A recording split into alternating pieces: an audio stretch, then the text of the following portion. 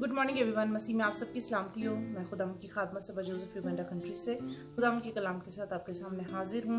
आइए हम खुदाम के कलाम में से देखते हैं। कल के सिलसिले को जारी रखते हुए रोमियो पहला बाब उसकी 18 से 23 आयत तक हम देखेंगे। क्योंकि खुदा का गजब उन आदमियों की तमाम बेदीनी और नारास्ती पर आसमान से जाहिर होता है जो हक को नारास्ती से दबाए रखते हैं। क्योंकि जो कुछ खुदा की निस्बत मालूम हो सकता है वो उनके बातन में जाहिर है, इसलिए कि खुदा ने उसको उन पर जाहिर कर दिया। क्योंकि उसकी अनदेखी सिफतें यानी उसकी अजली कुदरत और अलूहियत दुनिया की पैदाइश के वक्त से बनाई हुई चीजों के जरिए से मालूम होकर साफ नजर आती है, यहाँ तक कि उनको कुछ उज़र बाकी नहीं। इसलिए कि अगरचे उन्होंने खुदा को जान तो लिया मगर उसकी खुदाई के लायक उसकी तमजीद और शुक्रगुजारी न की, बल्कि बातिल ख्यालात में पड़ गए और उनके बेसमझ दिलों पर अंधेरा छा गया और वो अपने आप को दाना जिताकर बेवकूफ बन गए और गैर फानी खुदा के जलाल को फानी इंसान और परिंदों और चुपायों और कीड़े मकोड़ों की सूरत में बदल डाला। आमीन। खुदा के पाक कलाम के पढ़े सुन जान पर उसकी बरकत और खुदा का शुक्र हो। आमीन। अजीजों, कल जैसे मैंने आपको बताया था कि पालूस रसूल ने इस बात को शुरू किया कि मैं इंजील की खुशखबरी को सुनाने से शर्माता नहीं हूँ, और उसने बताया कि इसका ताल्लुक जो है ईमान से है और किसी चीज से नहीं है, अमालों से नहीं है। हम यहाँ पर देखते हैं वो पूरी दुनिया के साथ मुखातिब था और उसने आगे इसको और कंटिन्यूसली बयान करते हुए बताया और उसने कहा कि खुदा का गजब उन आदमियों की तमाम बेदीनी और नाराजगी पर आसमान से जाहिर होता है जो हक को दबाए बैठे हैं अपनी ही बेवकूफ़ी की वसीला से। अब देखें, दुनिया में खुदा ने ये पूरी दुनिया बनाई, हर चीज़, हर इंसान को, हर कौम को पता है कि ये बनाने वाला खुदा की ज़ात है, लेकिन फिर भी वो अपनी बनाई हुई चीज़ों से उनको पूछते हैं।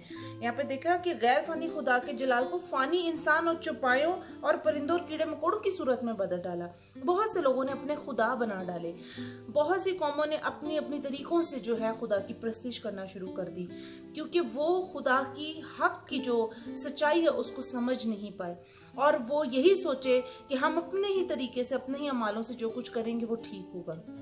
अजीजों, यहाँ खुदा का कलाम हमें साफ साफ बताता है कि जब उसकी कुदरत जाहिर है, उसके पहाड़, आसमान, जमीन, समुंदर, इंसान की तख्लीक उसने सब आपको दिखाई है, फिर भी उसके बावजूद भी लोग ये सोचना छोड़ देते हैं कि पूरी दुनिया और पूरी कायनात का बनाने वाला जिसने हम सबको खल्क किया, हम अपने ही तरीके से क्यों अपनी एफर्ट करके उसको पाने की कोशिश करते हैं, उस तक पहुंचने की कोशिश करते हैं। उसने एक रास्ता बस बताया है कि बिलीव करो, मुझ पे बिलीव करो, अपनी एफर्ट को छोड़ दो।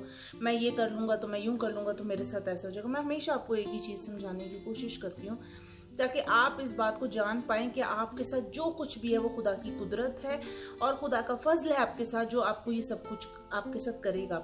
बहुत से लोग अपनी जुबानों से कहते हैं हाँ तेरा फजल डबल हो जाए, हम तेरे फजल के नीचे हैं, या फजल पे फजल हो, लेकिन उसके बावजूद भी फिर कहते हैं हम गुनहगार में बचा ले।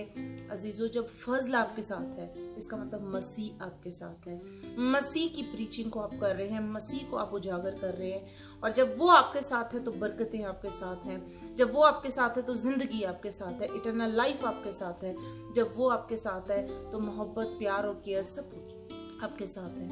अजीजों, हमें खुदा की इन तमाम चीज़ों को देखते हुए ईमान के साथ देखना है कि हम अपनी बनाई हुई एक्टिविटीज़ को, अपनी बनाई हुई तरीक़ेकार को छोड़कर, अपने बनाए हुए मिशंस को छोड़कर, आज बहुत से लोग बहुत से मिशनों में जो है वो जा चुके हैं, लेकिन अजीजों सिर्फ और सिर्फ खुदा का कलाम हमें फजल की खुशखबरी को पहुंचाने के लिए, यीशु मसीह की खुशखबरी को पहुंचाने के लिए हमें इस दुनिया में उसने भेजा कि यीशु आया ही क्यों था, उसको अपनी जान देनी ही क्यों थी, हमारे गुनाहों की खातिर।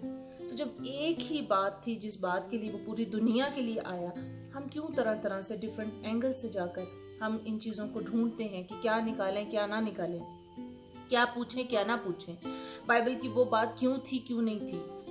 लेकिन हमें जिस बात पर फोकस करना चाहिए वो ये है कि खुदा की जो सच्चाई है, जो हक है, हमें उस पर ईमान रखना है। वो हक क्या है, वो सच्चाई क्या है, वो सदाकत क्या है, वो यीशु मसीह है। वो रास्तबाजी क्या है, वो ईमान क्या है, वो है यीशु मसीह है। आपकी सारी बातें घूम फिर कर यीशु मसीह पर आकर ही टिकती हैं। अगर आप कलाम को जब भी पढ़ें तो आपको हर बात घूम फिर कर यीशु मसीह के ऊपर आती है। दुनिया उसने बनाई किसके वसीला से? कलाम के वसीला से। कलाम इब्तिदा में कलाम था और वही मुजस्सम होकर इस दुनिया आया। जिसकी दुनिया थी, जिसके वसीला से बनी, उसी ने आके दुनिया को अपनी नजात के लिए जो है अपने आप को कुर्बान कर दिया। अजीज़ों, हमें खुदा की इस मोहब्बत को भूलना नहीं चाहिए। खुदावंद आपके साथ हो, इस कलाम के वसीला से आपको बड़ी बरकत मिले। God bless you. आइए हम दुआ करते हैं। खुदा, मैं तेरा शुक्र अदा करती हूँ इस वक्त के लिए, इस मौका, इस दिन के लिए जो तूने बख्शा, इस खूबसूरत कलाम के लिए। तो खुदावंद हमें अपने बातों से आशना करता है, हमें बताता है कि क्या चीज़ इंपॉर्टेंट है, और वो है यीशु नाम। मैं चाहती हूँ खुदावंद जितने इस वीडियो को देख रहे, ऑडियो को सुन रहे, ये बरकत उनके और उनके घरानों पर, उनकी फैमिलियों पर और तमाम सुनने वाले और देखने वालों पर ठहर जाए, कि वो यीशु मसीह की इस मोहब्बत को, इस फर्जी को समझ सकें। ये सब कुछ मांगती पा लेती हूँ यीशु के नाम से, सुनो कबूल फरमा। आमीन। God bless you.